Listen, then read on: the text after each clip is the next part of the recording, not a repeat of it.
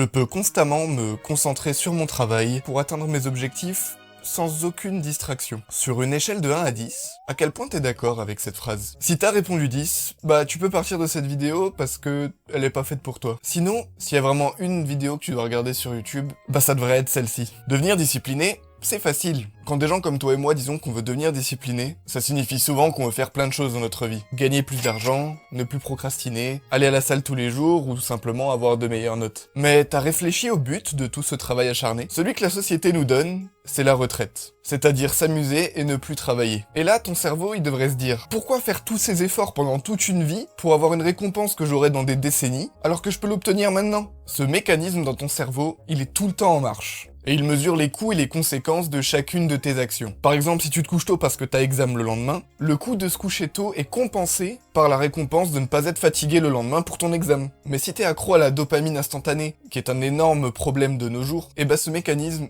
il peut te jouer des tours. La clé pour briser cette chaîne de réaction et rendre ton cerveau plus discipliné, c'est ce qu'on appelle des intérêts concurrents internes. Et pour ça, il faut trouver une récompense que ton cerveau considère comme valant la peine comparée à une récompense instantanée. Maintenant, j'aimerais que tu penses à ton toi idéal. La personne qui n'a aucune mauvaise habitude et qui est meilleure que toi dans tous les domaines. La raison pour laquelle on a envie d'être discipliné, c'est souvent pour impressionner quelqu'un ou parce que quelqu'un nous a demandé de l'être. Mais en vrai, être inspiré ou poussé par les autres, c'est pas quelque chose qui est viable sur le long terme. Ça, c'est pas de la discipline et c'est quelque chose qui s'épuisera très vite. Pour connaître tes intérêts internes concurrents, pose-toi ces 3 questions. Qu'est-ce que je veux vraiment? Si tu peux pas répondre à cette question immédiatement, c'est peut-être parce que t'es tellement influencé par la pression extérieure que t'as perdu de vue ce que tu voulais vraiment. Est-ce que je veux changer? Réfléchis bien à cette question. Parce que beaucoup de gens qui vont regarder cette vidéo diront instantanément oui, mais prends le temps d'y réfléchir sérieusement. Parfois, la réponse sera non, et t'en fais pas, c'est quelque chose de normal. Et la 3e question, est-ce que je veux changer, même si j'ai dit non à la 2e question? Elle est utile parce que tes désirs intérieurs te poussent toujours à devenir la même version de toi-même. Maintenant que t'as répondu à ces questions, réimagine cette personne idéale, probablement très différente de toi, et note toutes les différences entre elle et toi. Leur routine,